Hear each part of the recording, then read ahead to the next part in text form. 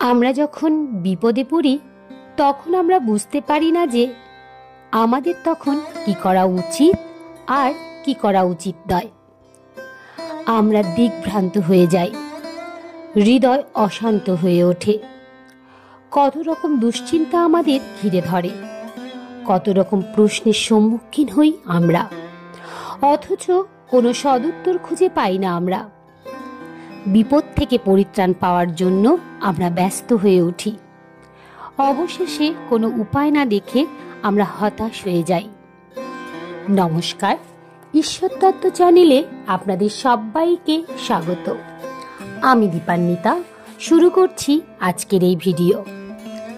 আজকের এই ভিডিও থেকে আমরা জানব শ্রীমদ্ ভগবদ গীতার ভগবানের মুখনিসৃত এমন একটি শ্লোক যা শোনা মাত্রই বিপদ থেকে পরিত্রাণ পেতে পারেন আপনি।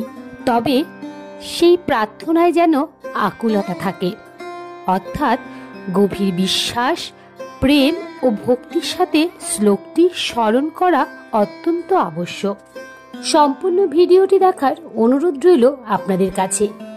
আশা করছি ভিডিওটি আপনাদের সমৃদ্ধ করবে। তাহলে চলুন শুরু করা যাক আজকের এই ভিডিও। শ্রীমদ্ ভগবদ গীতায় ভগবান শ্রীকৃষ্ণ সমগ্র মানবজাতিকে উদ্দেশ্য করে অর্জুনকে অনেক মূল্যবান উপদেশ প্রদান করেন, যে উপদেশগুলি আজ এই সময় দাঁড়িয়েও জীবনে যদি প্রয়োগ করা যায় তাহলে যে কোনো মানুষ যে কোনো সমস্যা থেকে বেরিয়ে আসার শক্তি পাবে। শ্রীমদ্ ভগবদ গীতার এই সম্পূর্ণ কথোপকথনের মধ্যে লুকিয়ে রয়েছে অনেক শক্তিশালী শ্লোক। সেগুলো যদি আমরা জীবনে কঠিন সময় পাঠ করতে পারি বা মনে মনে একটু স্মরণ করতে পারি, তাহলে আমরা এই কঠিন সময় থেকে অনায়াসেই বের হতে পারব। কিন্তু অনেকেই এই শ্লোকগুলির ব্যাপারে জানি না বলে তারা কঠিন সময় পড়লে ঘাবড়ে যায় এবং বুঝে উঠতে পারে না কি করবে আর কি করবে না। ভগবান শ্রীকৃষ্ণের এই মারাত্মক শ্লোকগুলির মধ্যে শ্রীকৃষ্ণ নিজেই সমস্ত সমস্যার সমাধানের কথা বলে গেছেন। আজকের এই ভিডিও থেকে এই শ্লোকগুলির কথা তুলে ধরব, যাতে আপনারা যখনই কোনো সমস্যার মধ্যে পড়বেন বা কোনো খারাপ সময়ের মধ্যে দিয়ে যাবেন, তখনই শুধু মনে মনে এই শ্লোকটি চোখ বন্ধ করে 3 বার পাঠ করে নেবেন। তাহলে দেখবেন নিমেষের মধ্যে আপনার সব সমস্যা দূর হয়ে যাবে এবং আপনার মনের ভিতরে অপার শান্তি অনুভব করতে পারবেন। যদি বিশ্বাস না হয় এই কথাটির উপর, তাহলে একবার নিজের জীবনে এই শ্লোকটি অবশ্যই একবার মনে মনে চোখ বন্ধ করে পাঠ করে দেখুন। কারণ এই শ্লোকটির কথা এক ব্যক্তিকে স্বয়ং ভগবান নিজেই স্মরণ করিয়ে দেন। তাহলে চলুন দেরি না করে জেনে নেওয়া যাক এই বিশেষ শ্লোকটি কোনটি এবং কিভাবে আমাদের এই শ্লোকটি পাঠ করতে হবে। তার আগে এটা জেনে নেওয়া যাক যে এই শ্লোকটি কে কাকে পাঠ করতে বলেছিলেন। আজ থেকে কয়েক বছর আগে এক ব্যক্তি যখন খুব সমস্যার মধ্যে দিয়ে যাচ্ছিল, তখন সে বুঝে উঠতে পারছিল না যে কি করবে, এই সমস্যা থেকে সে কি করে বের হবে।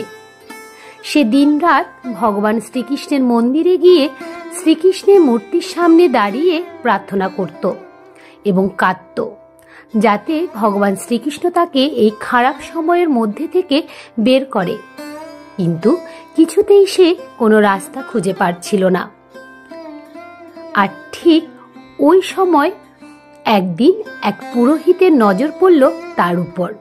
সেই পুরোহিত দেখল সেই লোকটি অঝরে ভগবান শ্রীকৃষ্ণের মূর্তির সামনে দাঁড়িয়ে কান্না করছে। পুরোহিত তখন ওই লোকটির কাছে গিয়ে জিজ্ঞাসা করে যে, আপনার কি সমস্যা হয়েছে? আপনি কেন ভগবানের সামনে দাঁড়িয়ে এরকম ভাবে কাঁদছেন? উত্তরে সেই লোকটি বললেন, আমি আমার ব্যবসায় বিশাল পরিমাণে লোকসান করেছি। আমার ঘরবাড়ি সব বেচার অবস্থায় চলে এসেছে। লোকের দেনায় ডুবে আছি আমি। কি করব বুঝে উঠতে পারছি না। কিভাবে এই অবস্থা থেকে বের হব আমি বুঝতে পারছি না। এরকম সময় সেই পুরোহিত তাকে বললেন যে, তুমি কি কখনো গীতা পড়েছ? উত্তরে সেই ব্যবসায়ী বলল, হ্যাঁ, একবার তো পড়েছিলাম, কিন্তু কেন বলুন তো? তখন উত্তরে পুরোহিত বললেন যে, আপনি কি 18 নম্বর অধ্যায়টি ভালো করে মন দিয়ে পড়েছিলেন? সে ব্যক্তি বলল, পড়েছিলাম, কিন্তু এখন ততটা মনে নেই। তখন পুরোহিত তাকে বললেন যে, যদি মন দিয়ে পড়তেন তাহলে শ্রীকৃষ্ণের বলা এই মহান কথাটি আপনি কখনোই ভুলে যেতে পারতেন না, এবং আপনি অবশ্যই এই সমস্যা থেকে খুব তাড়াতাড়ি বেরিয়ে যেতে পারতেন। তখন লোকটি বললেন, আপনি কোন শ্লোকটির কথা বলছেন?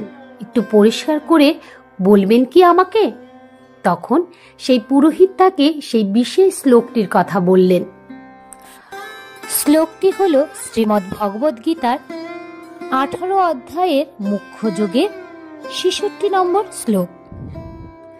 সর্বধর্মান্য পরিত্যাজ্য মামেকাং শরণং ব্রজ, অহং তাং সর্বপাপেভ্যো মোক্ষয়াস্যামি মা শুচ। অর্থাৎ সর্বপ্রকার ধর্ম পরিত্যাগ করে কেবল আমার শরণাগত হও, আমি তোমাকে সমস্ত পাপ থেকে মুক্ত করব, তুমি শোক করো না। ভগবান নানা রকম জ্ঞানের এবং ধর্মের বর্ণনা করেছেন। ব্রহ্মজ্ঞান, পরমাত্মা জ্ঞান, সমাজ জীবনের ভিন্ন ভিন্ন বর্ণ এবং আশ্রমের জ্ঞান, সন্ন্যাস আশ্রমের জ্ঞান, বৈরাগ্যের জ্ঞান, মন ও ইন্দ্রিয়ের দমন, ধ্যান ইত্যাদি। তিনি বিবিধ উপায়ে নানা রকম ধর্মেরও বর্ণনা করেছেন।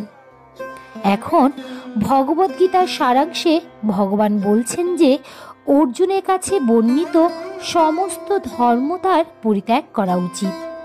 তার উচিত কেবল শ্রীকৃষ্ণের শরণাগত হওয়া।